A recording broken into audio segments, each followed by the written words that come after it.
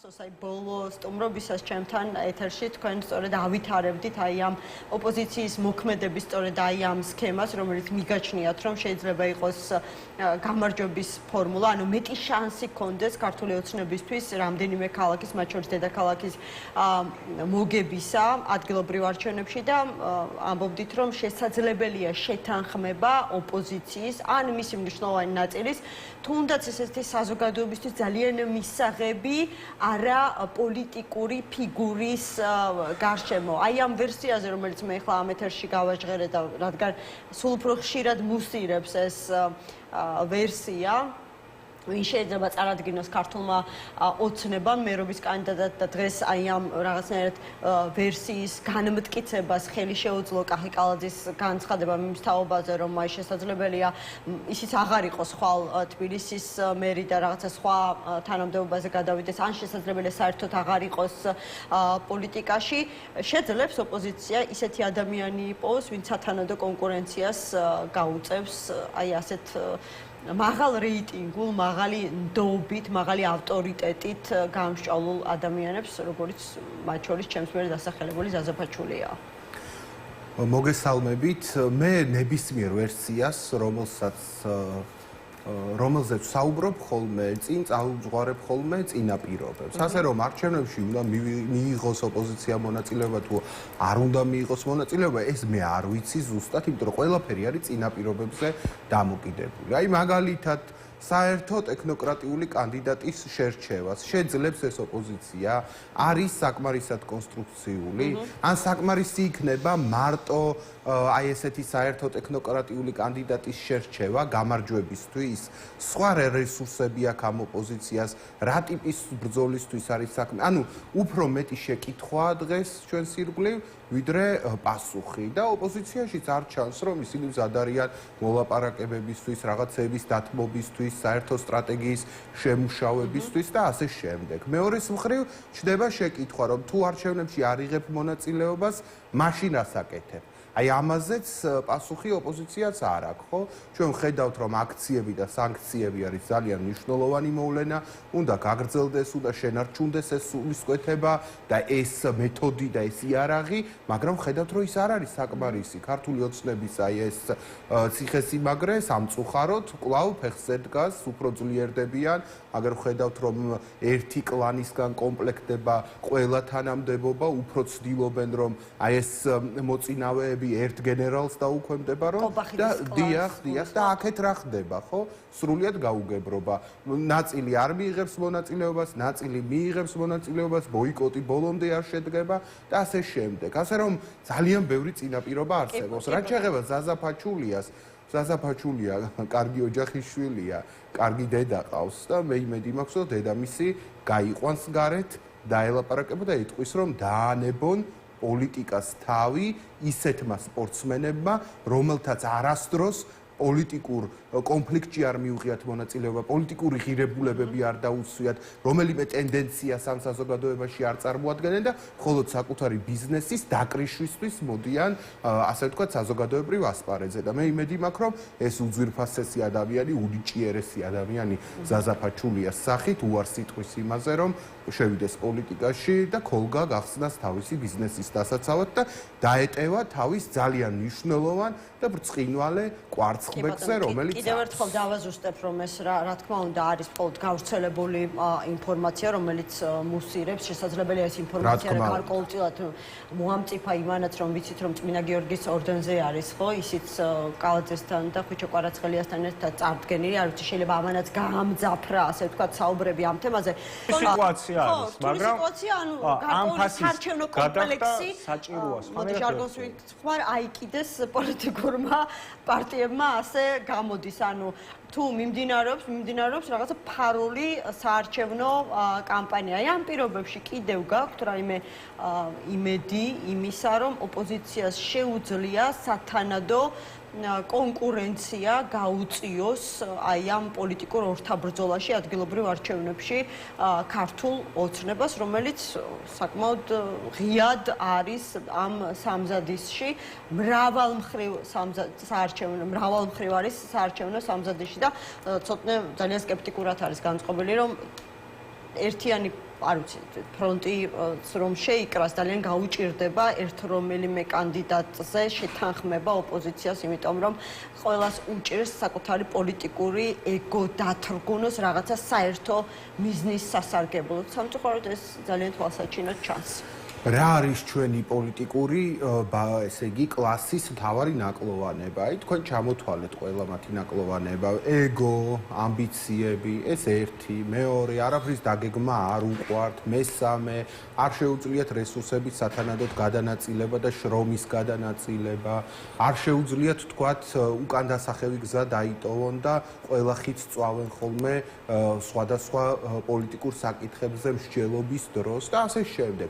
თუ ეს პოლიტიკური კულტურა არ გამოსწორდა, თუ ეგო არ დაძლიეს, თუ რესურსები არ გადაანაწილეს, თუ რაღაცაზე არ შეთანხმდნენ, კომპრომისი არ წავიდნენ, ალტერნატივები არ განიხილებს, რა თქმა უნდა, არაფრის იმედი არ უნდა გქონდეს და ვერაფერს ვერ მიაღწევენ. ჩვენ ხო აქ ვსაუბრობთ იმაზე, რა შესაძლებლობები არსებობს. დღეს სამწუხაროდ საქართველოს პოლიტიკური კლასისთვის და მათ შორის ანტი-სამთავრობოდ განწყობილი ჯგუფებისთვის არსებობს აი ისეთივე არჩევანი, როგორც ძველ ქართულ ზღაპრებში, რომ მარცხნივ წახვალ და დანაშჯა გატყამენ გულში, მარჯვნივ წახვალ და ჩამოგახჩობენ. არჩევნებში წახვალ და უთანასწორო გარემოა, მოგიწევს უამრავი შენი თვისების შეცვლა, უამრავ დათმობაზე წასვლა, სხვანაირად ორგანიზება და მაინც შეიძლება შედეგს ვერ მიაღწიო და არჩევნებზე არ წახვალ და რა ალტერნატივა არსებობს, ხო?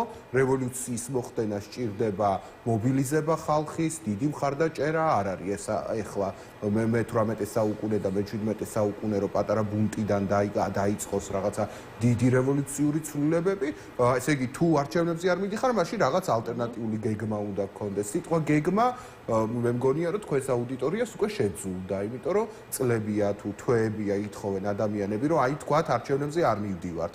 აქციები და სანქციები არ არის საკმარისი. მაშ რა კიდევ რას ვაკეთებ? რევოლუციის თავი არ აგვაქვს და არც გვინდა, იმიტომ რომ რაღაც საშინელი გამოცდილებები გვაქვს, ხო, ჩვენ პუჩის და უბედურების. აი, მაშინ რას ვაკეთებთ, ხო? აი, ესე იგი, ცოტა მამაცი პოლიტიკოსი ეთყოდა თავის სამორჩეველს, რომ აი ეხლა არის ძიმე მდგომარეობა, გამოსავალი არ არის, მე უნდა დავიწყო ჩემი სტრუქტურის მშენებლობა და მოვემზადო 1-2 წლის შემდეგ გენერალური დარტყმისთვის. ესე იგი დავიწყო მობილიზება ჩემი მხარდაჭერების, რაღაც თემები გამოვკვეთო, საკითხები გამოვკვეთო, ხო? ამას არ ეუბნებიან, ადამიანებს რაღაც გეგმას პირდებიან, რომელიც არ ჩანს. აქციები და სანქციები საკმარისი არ არის. არც არჩევნებში საერთო კანდიდატით გასვლა არ უნდათ და ბოლოს გამარჯვებული და ტრიუმფატორი გამოდის ბიძინა ივანიშვილი და ბედნიერია და ირაკლი კობახიძეს და მსგავს რაღაც ძალიან ძიმე ფიგურებს აძლევს მთელს ძალაუფლებას. ევროპარლამენტის უпростоრეთ საგარეო კომიტეტის რეზოლუციას და ასე ვთქვათ თანმდევ ტექსტს მინდა ახლა დავუთმოთ, რომ ყველამ სათავისოდ გაიგო, ქართულ მოწმეობამ გაიგო, როგორც პირდაპირი მოწოდება ოპოზიციის მისამართით, რომ უნდა მიიღონ ადგილობრივ არჩევნებში მონაწილეობა. იმ პოლიტიკურმა ძალებმა, ვისაც ფაქტობრივად უკვე გადაწყვეტილი აქვს, რომ ადგილობრივ არჩევნებში მონაწილეობას მიიღებენ, ისინი ამბობენ, რომ იმედია აღარ იქნება საფუძველი ამ ევროპარლამენტის რეზოლუციის შემდეგ დაასრულდება უაზრო არგუმენტები, რომ ადგილობრივი არჩევნები ლეგიტიმაციას ანიჭებს ვინმეს, აი ესეთი მოსაზრება არის. ისინი, ვინც კატეგორიულად გამორიცხავენ ამ ადგილობრივ არჩევნებში მონაწილეობას, ამბობენ, რომ აუცილებელია გაუმჯობესდეს, ასე ვთქვათ, საარჩევნო პირობები. არჩევნები უნდა ჩატარდეს პირობებით და პირდაპირი მოწოდებაც რომ იყოს, კოალიცია არაპირებს შესვლასო, მოკლედ ეს გვარამიას განცხადება წინასწარ გაყალბებულ და სამშობლოს დამაზიანებელ კამპანიაში, ანუ ეს არის აი ეგ პირობები რა არის? აი მე თქვენთან მაქვს შეკითხვა, ყველაფერს აკვირდებით. ხო და იცით, აი რო ვამბობთ, რომ უკეთესი საარჩევნო გარემო. ვიცით კონკრეტულად ეს რას ნიშნავს? ან რა მეთოდებით შეგვიძლია მივახციოთ? ვიცით, რას გულისხმობს ოპოზიცია ამაში? ეგეც არ ამგონია, რომ საარჩევნო კომისიას, რომელიც დაკომპლექტებული იქნება რაღაცა სამართლიანი აი მაგალითად მთავარი პრობლემა წინა არჩევნებზე რა იყო, ხო? ამორჩევლის მოსყიდვა, პოლიციის ჩარევა, უშიშროების ჩარევა, კრიმინალური სუბკულტურების ჩარევა, იქ რაღაც მანიპულაციები ადგილობრივი თვითმმართველობის დონეზე, ადმინისტრაციული და საბიუჯეტო რესურსის გამოყენება. გამოყენება. აი ამის შესაზღუდად არსებობს რაიმე საკანონმდებლო ინიციატივები ან მეთოდები, როგორ შეიძლება ეს გავლენა, ასე ვთქვათ, შევამციროთ არჩევნებზე, ან რესურსები, რომელიც არჩევნებზე იყო უკიდურესად უთანასწოროდ გადანაწილებული პოლიტიკურ ძალებს შორის. ამას შველით, აი ეს ამ პოლიტიკურ პარტიებს, რომელთაც უამრავი დრო ჰქონდათ ახლა ეს პროცესი თავისით მიდის ქუჩაში, ხო? თავისით მიდის ეს სანქციებით, ქალბატონის სალომეს კოორდინირებით და ასე შემდეგ. ამ პოლიტიკურ პარტიებს უნდა გქონდეთ უკვე მზად მეთოდები, გზები, როგორ შეიძლება ჩვენ გქონდეს უკეთესი და ჯანსაღი გარემო, თორე ვაიდა დაინიშნო საპარლამენტო არჩევნები თვითმმართველობის არჩევნებთან ერთად, ხო? სათქმელიც არა აქვთ ამათ. რა არის შესაძლებელი, როგორ არის შესაძლებელი, ან როგორ მივდივართ ამ საპარლამენტო არჩევნებზე, ხო? რა მეთოდებით, ან ვინ ნიშნავს მას?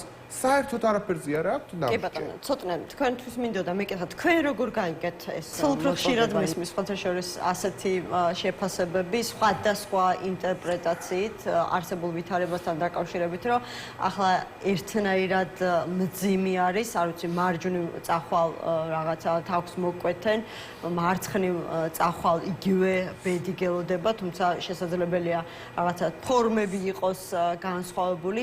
აი მოდი ერთი წამით გავაკეთოთ დაშვება, იმიტომ რომ არ ვიცი, ნაკლებ სავარაუდოა, არ მინახავს ყოველ შემთხვევაში საქართველოს უახლეს ისტორიაში აი ესეთ ჯადოსნური ჯოხის მოქნევის ეფექტის მქონე გადაწყვეტილება, რომ არჩევნებამდე ოპოზიცია შეთანხმდეს ერთიანი ბრძოლის სტრატეგიაზე, ერთიან კანდიდატზე, რაც მეტნაკლებად გაზრდიდა მათ შანსებს ადგილობრივ არჩევნებში. თუ წარმოვიდგენთ, რომ არსებული სტატუს კო, როგორც ვამბობთ ხოლმე, ხო, არსებული მდგომარეობით მივედით არჩევნებამდე, ანუ ნაწილი მონაწილეობს ადგილობრივ არჩევნებში, ცალ-ცალკე, რა თქმა უნდა, გახარიას და ლელოს სულს გულისხმობ, იქნება ამ შემთხვევაში პირდაპირი და უფრო ცხადი და მკაფიო და მეორე მხარეს არის ნაციონალური მოძრაობა და კოალიცია ცვლილებებისთვის, ვინც რჩებიან ბოიკოტის რეჟიმში. აი მე რა ხდება?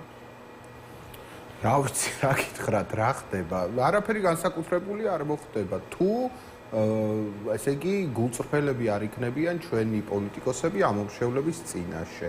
მე მგონია, რომ ის პარტიები, რომლებიც გადაწყვეტენ არჩევნებში მონაწილეობას, მაინც უნდა შეთანხმდნენ ერთიან ტექნოკრატიულ უპარტიო კანდიდატზე, ხო? იმიტომ რომ ქართული ოცნება აუცილებლად წაიყვანს ამ არჩევნებს, ესე იგი კანალიზაციის მხარეს, ასფალტის მხარეს და რაღაც ავტობუსების ბორბლები როგორ უნდა გამოვცვალოთ და დავამონტაჟოთ იმ მიმართულებით და აქეთ შერო დაუწყებ ადგილობრივი თვითმმართველობის დონეზე ლაპარაკს იმაზე ევროკავშირზე და იქ ანტონიო კოშტამ რა განცხადება გააკეთა და ასე შემდეგ, ეს არადეკვატურობა იქნება და ქართული ოცნების უძლიერესი მხარე არის, უნდა ვაღიაროთ ეს უბინძურესი, ძალიან ორგანიზებული პროპაგანდა, ხო? ასე რომ აი ეს უპარტიო ტექნოკრატიულმა კანდიდატმა შეიძლება ხელი შეუწყოს ამორჩევლების მობილიზებას. შეიძლება ოპოზიციამ პირდაპირ უთხრას ქართულ ამორჩევლებს, რომ აი ჩემი მიზანია, რომ აქციების და სანქციების მიღმა თბილისში ბრძოლით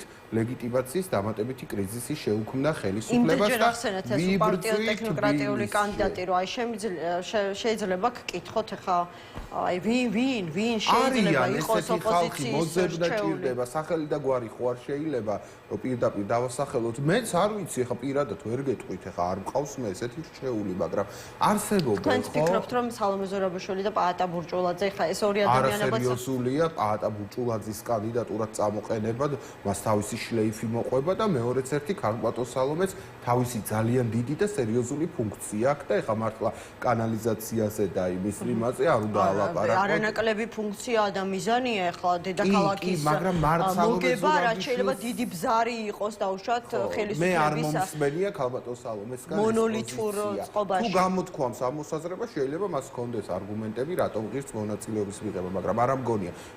მე ვფიქრობ, რომ აი ის მოდელი უნდა გავაცოცხლოთ, თუ მაინც იღებენ მონაწილეობას ვიღაცები არჩევნებში, რაც ეწერა ამ ქართულ ქარტიაში. ქართული ქარტიის სულისკვეთება შეთანხმება მთავარი რა იყო, რომ მოსახლეობის იმ ნაწილს, რომელსაც შეუძლია არჩევნების ბედის გადაწყვეტა, ეშინია, რომ გაცვეთილი პოლიტიკური ლიდერები, რომელთაც არაფერი სიკეთე ამ ქვეყნისთვის არ მოუტანიათ, მოვლენ ხელისუფლებაში. აი ეს არგუმენტი თუ გამოვტაცებთ ჩვენ ქართული ოცნების პროპაგანდას და ასპარეზზე შემოვიყვანთ აი ეს ტექნოკრატიულ ლიდერებს, კიდევ ერთხელ ვიმეორებ, თუ მივდივართ არჩევნებში იმ შემთხვევაში, შეიძლება ამან ესე იგი ხელი შეუწყოს იმ ამორჩევლების მობილიზებას, რომლებიც არჩევნების ბედს წყვეტენ ხოლმე. თავარი შეცდომა ეს არის, ეს წინა ეთერში თქვენთან სტუმრობის დროსაც ვთქვი, რომ ეხლა ჯგუფ დაიტოვეს წევრებთან სალაპარაკო ოპოზიციას არაფერი არ აქვს, ხო? იქ ისედაც, ასე ვთქვათ, ეს ევროკავშირი, დასავლეთი, ეს ზოგადი პოსტულატები შეთანხმებულია და ის ხალხი მობილიზებულია, დარაზმულია, ქუჩაშიც გამოდის და ასე შემდეგ. გამარჯვება, თუ შეიძლება ამ რეჟიმის პირობებში სადმე მოიპოვო, მხოლოდ იმ შემთხვევაშია შესაძლებელი, თუ დაელაპარაკები იმ ადამიანებს, რომელთაც ხანდახან პოზიტივის და იმედისაც სჯერა და იმ ადამიანებს, ასე ვთქვათ, დაიჭერ, გადმოიყვან მხარეზე და დაარწმუნებ, რომ საშინელებას და ტყუილს და უბედურებას უსმენენ. ანუ, უნდა ველაპარაკოთ იმათ, ვინც აქამდე არ იყო ჩვენი მომხრე. თორემ ვინც არის მომხრე ცვლილების, ხო?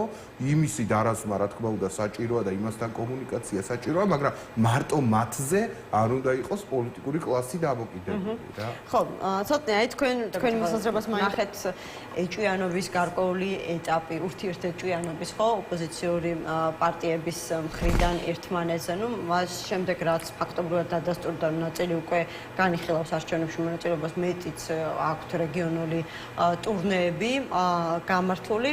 ხა მოვისმინეთ მათი ვერსიები თუ რატომ მონაწილეობენ არჩევნებში და რატომ მიდიან ამ წინასწარ წაგებულ ბრძოლაში ქართულ ოცნებასთან უთანასწორო ბრძოლაში, უსამართლო საარჩევნო ბრძოლაში. თუ არ ვწდები ფედერალისტებმა თქვეს, თუ ვწდები ბოდიში ლელოსთან დაკავშირებით, რომ ლელოს თავარი მიზანი ადგილობრივი არჩევნების შემდეგ ნომერ პირველი ოპოზიციური პარტიის სტატუსი მოიპოვოს და აი მამუკა ხაზარაძემ შემდეგ უკვე 2028 წლის საპარლამენტო არჩევნებში პრემიერობის კანდიდატურისთვის იბრძოლოსო. შეიძლება დაშრობა გავაკეთოთ, რომ აი ასეთი შორს მიმავალი გეგმებიც აქვთ ამ ადგილობრივ კარს მომდგარ ადგილობრივ არჩევნებთან დაკავშირებით ოპოზიციურ პარტიებს. სამწუხაროდ მამუკა ხაზარაძე მე ძალიან ვიწრო პოლიტიკური თვალსაწიერის მგონი ადამიანი მგონია და არ ვფიქრობ, რომ ესე შორს იყურება, აგერც ხვირწინ ზოგიერთ გარემოებას ვერ ამჩნევს ხოლმე. მაგრამ ზოგადად პოლიტიკური პარტიისთვის ბოიკოტში მონაწილეობა არის საშინელება.